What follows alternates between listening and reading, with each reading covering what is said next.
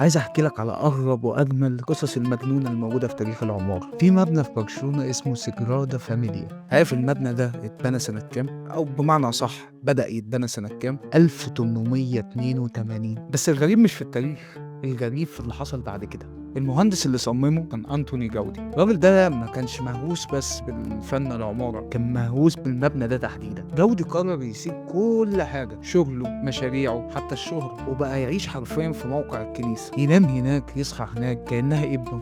بس وفي يوم وهو رايح المبنى خبطته عربية ومات قبل ما يكمل حتى ربع المبنى. ومن يومها العالم كله بيحاول يخلص التصميم ده، بس كل ما يقرروا يخلصوه تحصل حرب، أزمة، والمبنى يقف تاني. فعلا إن في سنة 2026 هيعدي 100 سنة على موت جودي، ولسه لحد النهارده الناس بتحاول تخلص المبنى. وده أكبر دليل إن العمارة العظيمة بتعيش بعدين. مش أنا اللي بقول الكلام ده، جودي قال الكلام ده، وكان المبنى بتاعه أكبر إثبات على المقولة بتاعته دي. وكل مبنى وراه سر أنا هحكيهولك. سلام.